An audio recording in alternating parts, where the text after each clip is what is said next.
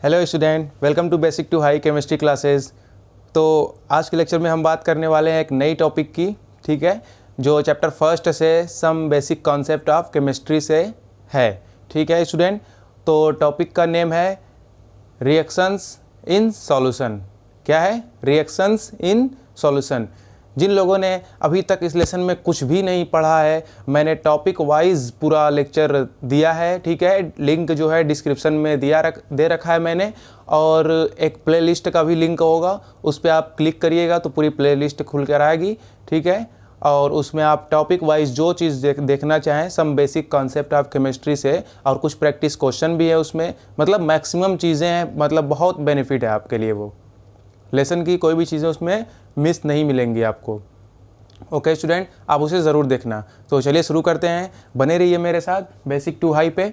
और अब तक आपने चैनल को सब्सक्राइब नहीं किया है तो सब्सक्राइब कर दीजिए, ठीक है। Okay student,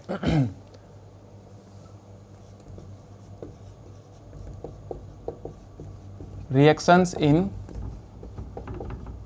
solution.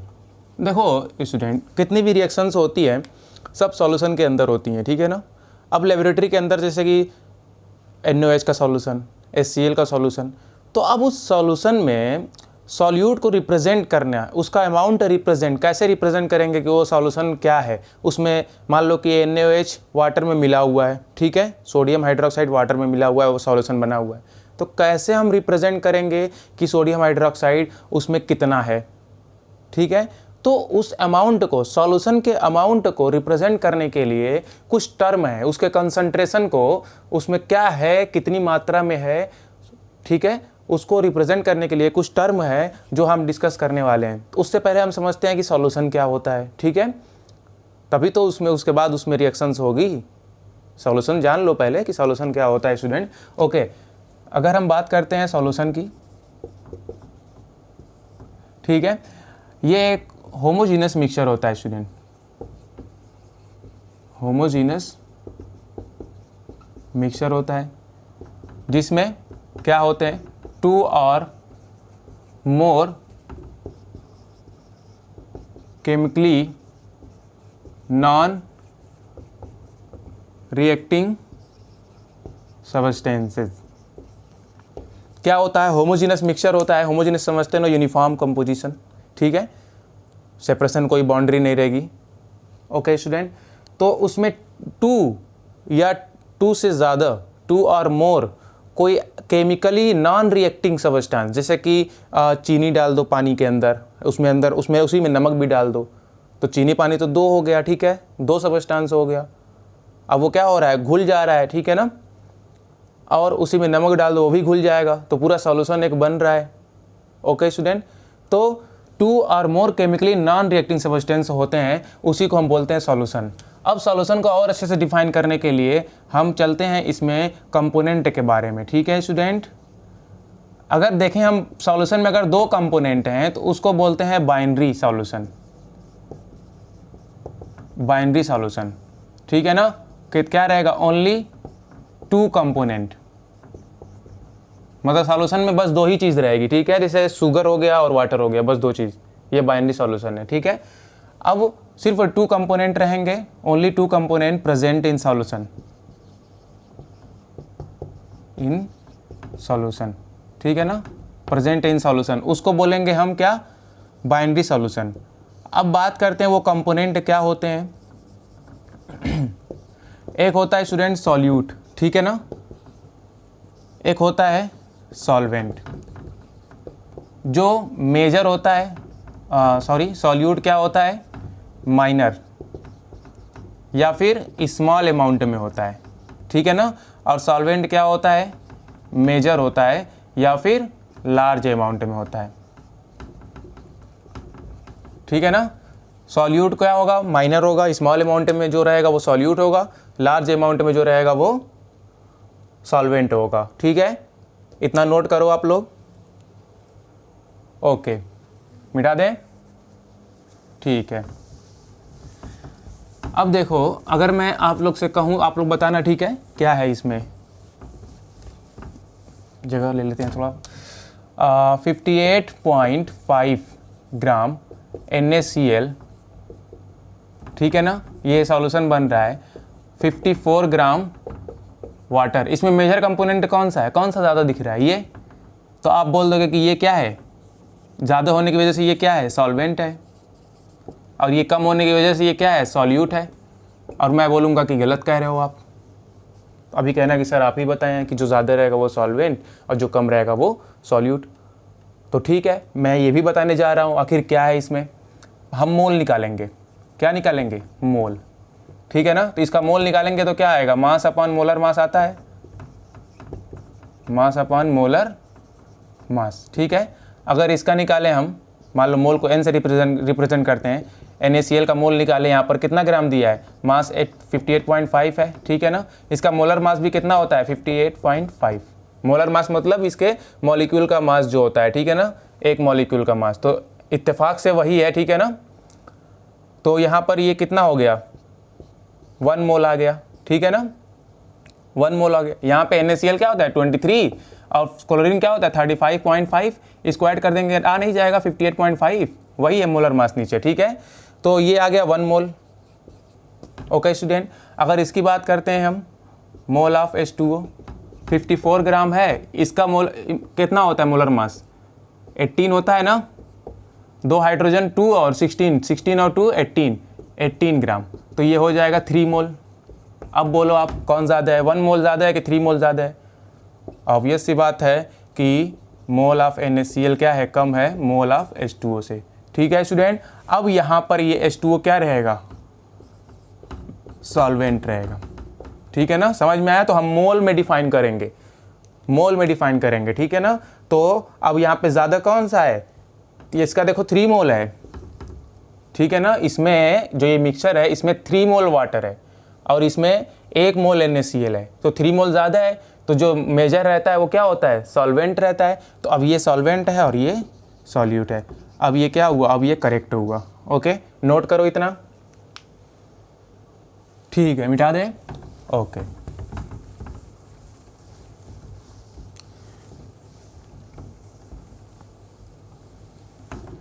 अब हम चलते हैं जो टर्म, जिस टर्म में हम मेज़र करते हैं। जैसे आप मेडिसिन वगैरह पे कोई अगर कफ सिरप वगैरह हो गया या फिर जो स्पिरिट आती है डॉक्टर की शॉप में रखी रहती है, ठीक है।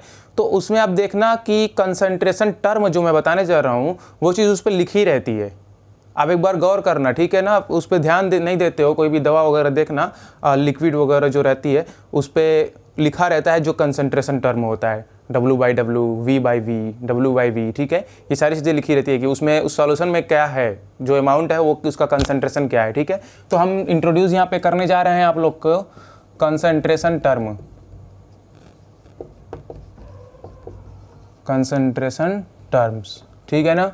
तो हम यहाँ पे डिस्कस करेंगे आज के लेक्चर में weight by weight percent, volume by volume percent, wait by volume percent, ppm, ppb और एक प्यारा सा टॉपिक मोल फ्रैक्शन, ठीक है ना। ये इतने टर्म मैं आपको समझाने वाला हूँ अभी आज के लेक्चर में, ठीक है स्टूडेंट। तो नोट करो, चलते हैं एक एक करके। ओके,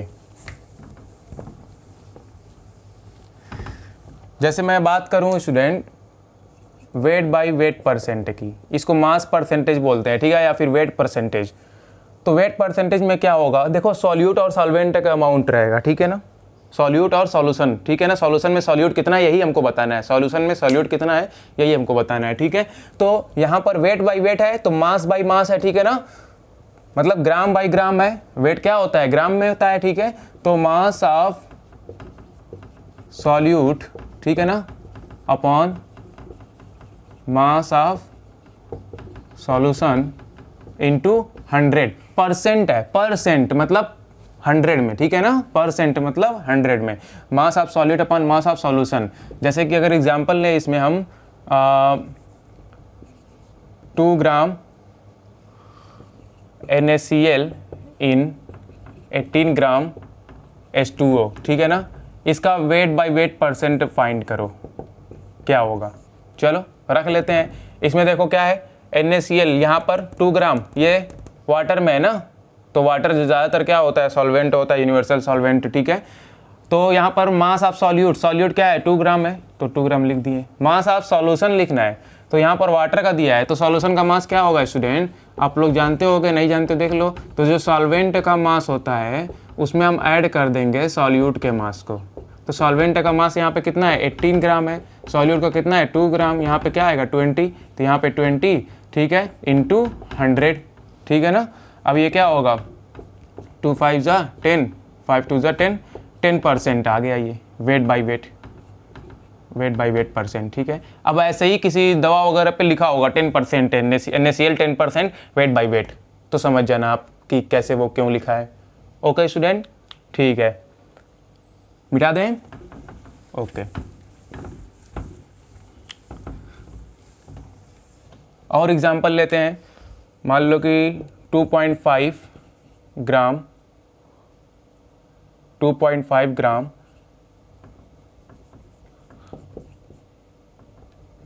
NaOH इन 22.5 ग्राम H2O ठीक है। तो ये भी निकल जाएगा, खुद से ट्राई करो आप इसको। क्या होगा मैं जल्दी करता हूँ, 2.5 मास of solute upon mass of solution, इसको और इसको ऐड करेंगे कितना आएगा 22.5 2.5 ये कितना आएगा 25 आ जाएगा इंटू 100, ये क्या आएगा 0.1 इंटू 100, ये क्या आ जाएगा 10%, ये भी आ जाएगा ठीक है ना। Wait by weight percent, clear है, समझ में आ रहा है स्टूडेंट, फील हो रहा है topic wait by weight percent क्या होता है, ठीक है ओके। और एग्जांपल लेते हैं।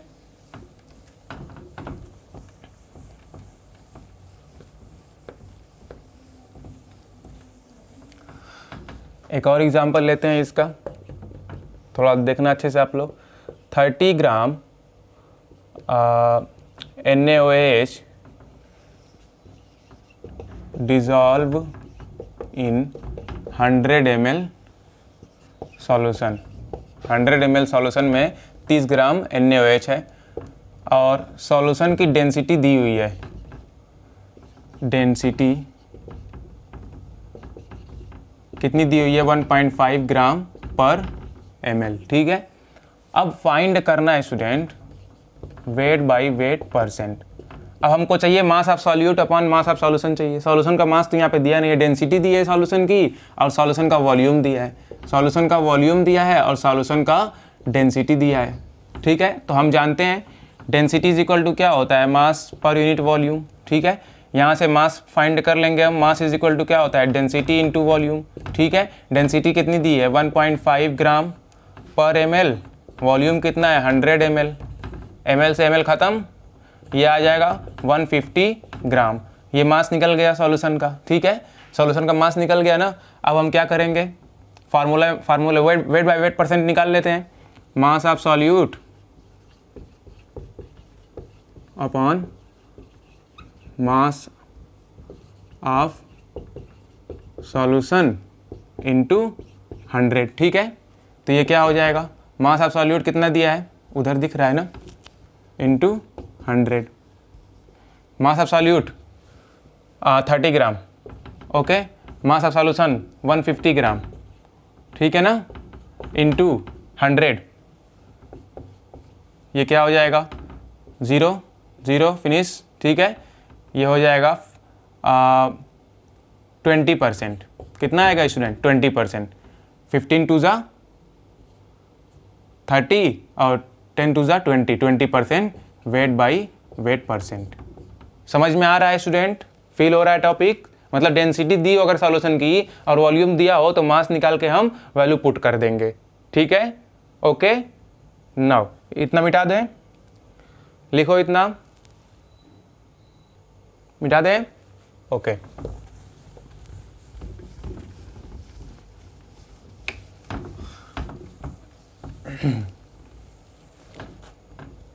दूसरा है स्टूडेंट सेकेंड कंसंट्रेशन टर्म है यहाँ पे वॉल्यूम बाय वॉल्यूम परसेंट। अब देखो यहाँ पर वॉल्यूम बाय वॉल्यूम परसेंट है तो इसका क्या होगा volume of solution, volume of solute upon volume of solution into 100, percent में है इसलिए 100। जैसे कि अगर बोला जाए कि 2%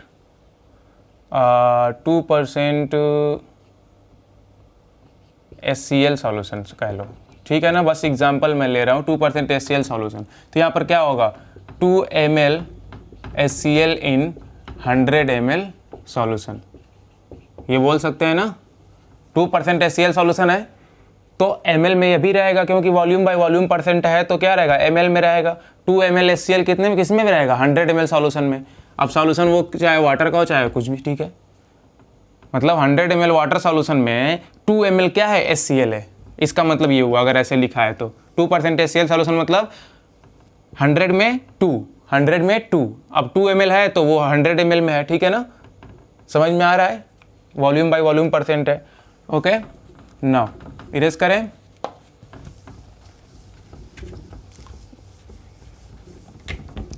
ध्यान से आप लोग इसको प्रैक्टिस कीजिएगा, ये आपके 12th में भी पूरा चैप्टर है एक सॉल्यूशन, लेकिन यहाँ पे भी बहुत ज़रूरी है इसको पढ़ना। ओके स्टूडेंट, थर्ड है weight by volume percent. Okay student, weight, तो यहाँ पर वेट लिखा है तो ऊपर क्या रहेगा मास ऑफ सॉल्यूट रहेगा, वॉल्यूम तो लिख नहीं सकते क्योंकि वेट है, और नीचे क्या रहेगा वॉल्यूम है तो वॉल्यूम ऑफ सॉल्यूशन इनटू 100। अगर मैं बोलूँ 5% NaOH सॉल्यूशन, ठीक है ना, इसके हिसाब से तो यहाँ पे क्या आएगा 5 ग्राम NaOH इन 100 ग्राम नहीं ml सॉल्यूशन, ठीक है, समझ में आया। अभी एग्जांपल लेते हैं, एक्सरसाइज लेते हैं इसकी कुछ। 5% NaOH मतलब 5% यानी W/V है, तो वेट है 5 ग्राम, V है ml में 100 ml सॉल्यूशन, यही चीज़ मेन है, ठीक है ना। क्वेश्चन आपको खुद ब खुद प्रैक्टिस होने लगेगी। ओके, नाउ इसका एग्जांपल लेते हैं कुछ।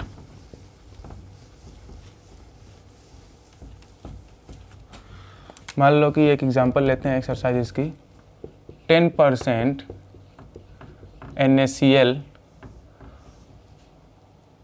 10% NaCl सॉल्यूशन है, ठीक है ना, 10% NaCl सॉल्यूशन है और सॉल्यूशन की डेंसिटी दी हुई है, डेंसिटी दी है 2.5 ग्राम पर ml, ठीक है ना। तो हमको वेट बाई वेट परसेंट बताना है, ठीक है ना, यहाँ पर वेट बाई वेट परसेंट बताना है। अब देखो कैसे करेंगे, हम इसको सॉल्व करते हैं, ठीक है ना। सॉल्यूशन इसका क्या है, ये क्वेश्चन वाला सॉल्यूशन है, ठीक है ना स्टूडेंट। सॉल्यूशन क्या होगा 10% NaCl सॉल्यूशन मतलब क्या हो गया, यहाँ पे लिखा रहेगा ना weight by volume percent, question में लिखा रहेगा। तो 10% NaCl सॉल्यूशन मतलब क्या हो जाएगा 10 ग्राम NaCl इन 100 ml सॉल्यूशन, ठीक है ना। अब ये देखो 100 ml क्या है, ये वॉल्यूम है सॉल्यूशन का। क्वेश्चन में क्या दे रखा है, यहाँ पर डेंसिटी दे रखी है, मास निकल जाएगा ना, तो डेंसिटी इज इक्वल टू क्या होता है m/v होता है, m इज इक्वल टू क्या होगा d इंटू वी होगा, ठीक है ना। अब डेंसिटी कितना दी है 2.5 ग्राम दिया है पर ml into volume 100 ml, ml से ml खत्म हो गया, ये आ जाएगा 250 ग्राम। ओके स्टूडेंट, फाइंड करना है वेट बाई वेट परसेंट, तो यहाँ पर हम कर लेंगे weight by weight percent is equal to क्या हो जाएगा मास ऑफ सॉल्यूट, ठीक है ना। अब जल्दी थोड़ा करते हैं, 10 ग्राम है, mass of solution 250 into 100, okay, यहाँ से ख़त्म और ये आ गया 4%। ओके स्टूडेंट, समझ में आया, क्वेश्चन को समझ में आया। एक बार फिर से आप वीडियो को बैक करके देख लेना, ठीक है ना, बैकवर्ड शिफ्ट करके देख लेना। ओके स्टूडेंट, मिटा दें। ओके,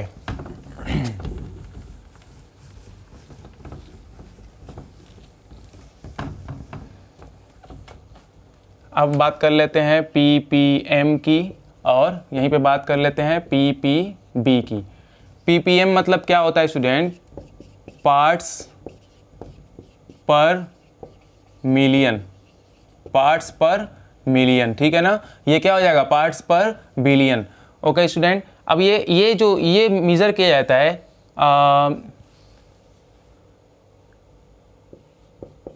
एक्सप्रेसिंग, ये किसके लिए क्या आता है, expressing very very very dilute, ठीक है ना, वेरी डाइल्यूट सॉल्यूशन, ठीक है ना, बहुत डाइल्यूट सॉल्यूशन है, जैसे कि समुद्र का पानी है, ठीक है, अब उसमें NaCl कितना है, तो वो ppm में होगा। कोई बैक्टीरिया क्या है, ठीक है ना, पार्ट्स पर बिलियन। ओके स्टूडेंट, मतलब कि 1 मिलियन में कितना पार्ट है, ठीक है, 1 मिलियन में कितना पार्ट है, तो बहुत डाइल्यूट सॉल्यूशन के लिए क्या आता है, ठीक है, समुद्र का पानी, या फिर हार्डनेस ऑफ वाटर, वाटर कितना हार्ड है, वो सब ppm में मेजर किया जाता है, ठीक है। कहीं पढ़े भी होगे कि ppm लिखा हुआ है, जैसे टॉक्सिसिटी ppm, DDT का पढ़े होगे आप 10th क्लास में, ठीक है ना, डाइफेनिल ट्राइक्लोरो इथेन, आप कमेंट करो DDT का फुल फॉर्म। ये देखो, ये सारी चीज़ें जो है ना, सब कुछ केमिस्ट्री से रिलेटेड आएगी, हर हाल में आपको फेस करना पड़ेगा अगर आप पढ़ाई कर रहे हो तो क्यों ना रिफ्रेश होते चले, रिवीजन करते चले। ओके स्टूडेंट, ठीक है। तो बहुत ही डाइल्यूट सॉल्यूशन के लिए ये एक्सप्रेस किया जाता है। इसमें क्या होता है, mass of solute ppm is equal to क्या हो जाएगा, mass of solute upon mass of solution into 10⁶, ठीक है ना, मिलियन है ना, तो 10⁶, और वही pp, अगर मैं बोलूँ कि 2 ppm तो 2 ग्राम इन 10⁶ ग्राम सॉल्यूशन, ठीक है ना, 10⁶ ग्राम में 2 ग्राम है, ठीक है, समझ में आ रहा है। अब pp भी वही है, अब जैसे कि मान लो कि वहाँ पे मैं बोलता था 2% NaOH, तो 2 ग्राम इन 100 ग्राम सॉल्यूशन, या फिर 100 ml सॉल्यूशन, वही चीज़ यहाँ पर होगी। 2 ppm मतलब कि 2 ग्राम इन 10⁶ ग्राम, या फिर यहाँ पर अगर ml रहेगा तो ml में भी हो जाएगा वो, ठीक है ना, वॉल्यूम ऑफ अगर सॉल्यूशन रहेगा तो। ओके, समझ में आ रहा है ना ये। जैसे देखो, अगर इसको फिर से मैं बताऊँ कि ppm क्या हो जाएगा, mass of solid upon mass of solution into 10⁶, ये कहाँ से आया, क्योंकि मिलियन है यहाँ पर, वहाँ पे परसेंट था, ठीक है, मिलियन में है, पार्ट्स पर मिलियन, इसका फुल फॉर्म है ना, लिखा था मैंने, पार्ट्स पर मिलियन। ओके स्टूडेंट, तो अगर मैं बोलूँ कि 2 ppm तो ये क्या हो जाएगा, 2 ग्राम इन 10⁶ ग्राम सॉल्यूशन। ओके, अगर यही ppb बोलूँ मैं, ppb, तो यहाँ पर क्या हो जाएगा, mass of solid upon mass of solution into 10⁻, यहाँ पर ये हो जाएगा, चलो देखो थोड़ा सा जल्दी नहीं पढ़ाएंगे हम, मास of solution solute upon mass of solution into 10⁹, ठीक है ना, बिलियन है ना, इसीलिए 10⁹। ओके स्टूडेंट, समझ में आ गया, ठीक है, मिटा दें। अब मोल फ्रैक्शन पे चलते हैं, ठीक है, ओके, मिटा दें। ओके,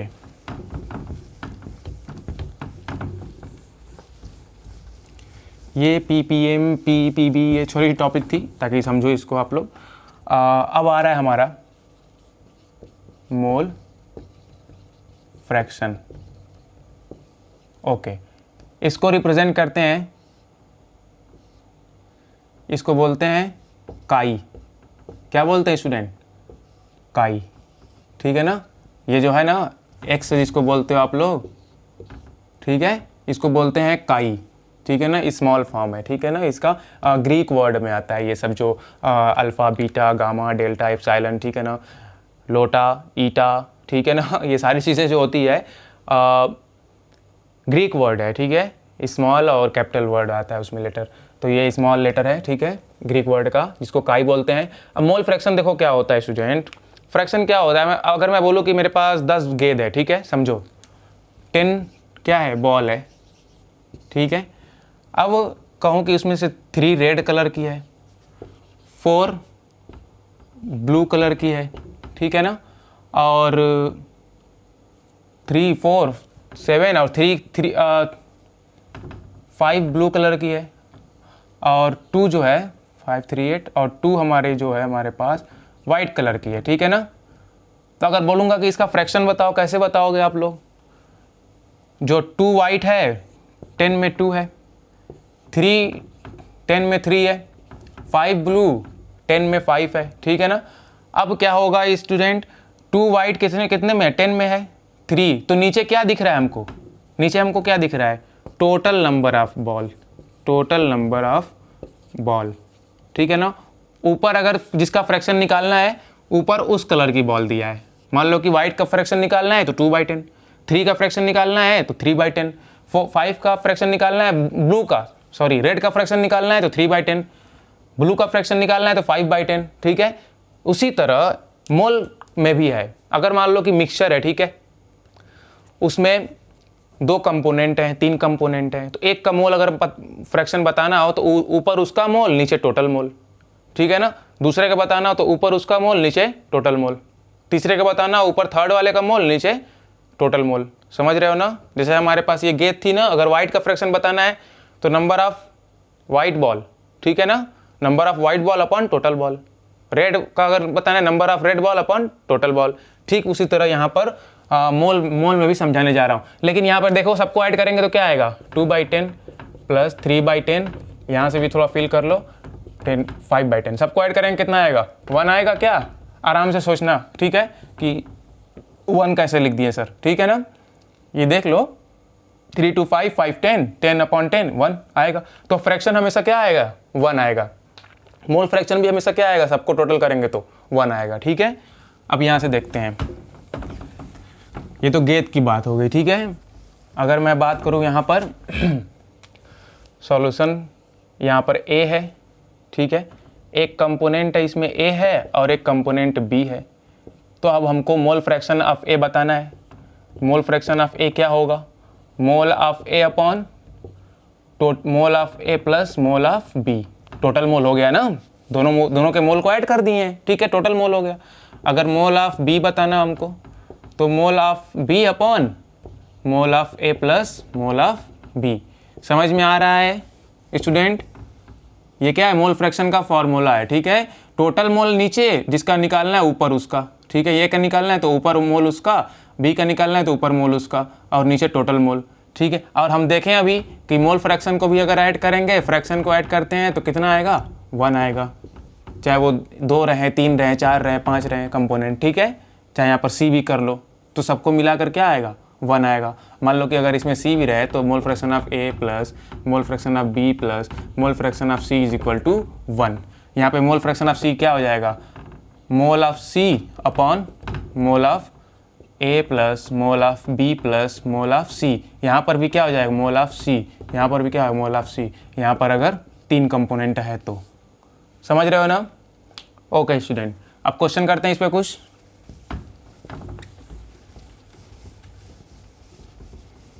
काई बोलते हैं ना, काई। अब देखो स्टूडेंट, इसमें क्वेश्चन मैं करूं अगर 46 ग्राम एथेनॉल इन 72 ग्राम H2O, ठीक है ना। मतलब 72 ग्राम पानी में 46 ग्राम एथेनॉल है। 46 ग्राम एथेनॉल इन 72 ग्राम H2O। अब क्या है इसमें, C2H5OH है और वाटर है, ठीक है ना। तो हमको मोल फ्रैक्शन बताना है, तो पहले हमको इसका मोल निकाल लो। मोल ऑफ एथेनॉल क्या हो जाएगा, एथेनॉल का फार्मूला क्या होता है स्टूडेंट, C2H5OH होता है, ठीक है। H2O क्या होता है, H2O वाटर, ठीक है ना। यहाँ पर अगर इसको देखेंगे, इसका मोलर मास कितना होता है, 2 × 1 + 16 इज इक्वल टू 18 ग्राम, ठीक है ना। इसका मोलर मास, इसका क्या हो जाएगा, 2 × 12, कार्बन का 12 प्लस 5 × हाइड्रोजन का 1 प्लस ऑक्सीजन का 16 फिर हाइड्रोजन का 1, ये कितना हो जाएगा, 24 + 6 + 17, ठीक है। ये कितना हो जाएगा, कोई मिस्टेक कुछ नहीं,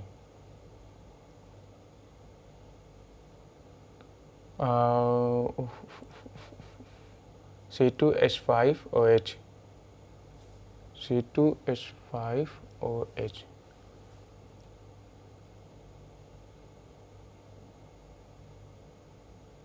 सॉरी यहाँ पर देखो मिस्टेक हो रही है, ठीक है।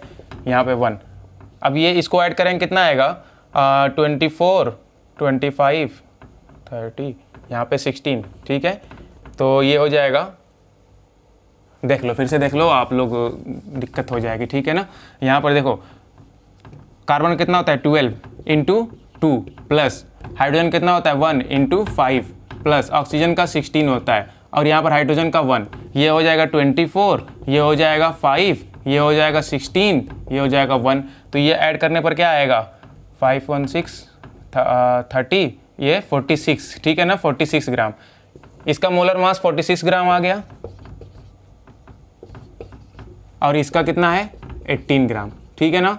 इरेज करें, अब मोल निकालते हैं स्टूडेंट, समझ में आ रहा है ना। ओके, मोलर मास बस निकालना है इसका। मोलर मास मतलब मॉलिक्यूलर मास, ठीक है, यहाँ पर ग्राम में इसलिए मोलर मास मैं बोल रहा हूँ और मोल कॉन्सेप्ट में ग्राम में ही लेते हैं। अब देखो इसका मोल ऑफ एथेनॉल मतलब C2H5OH क्या आ जाएगा, मोल क्या होता है मास अपॉन मोलर मास, ठीक है ना, या फिर ग्राम मॉलिक्यूलर मास, ठीक है। तो मास कितना दिया है 46 ग्राम दिया है, 46 ग्राम ये हो गया, यहाँ पे 1 मोल हो गया ये, ठीक है ना।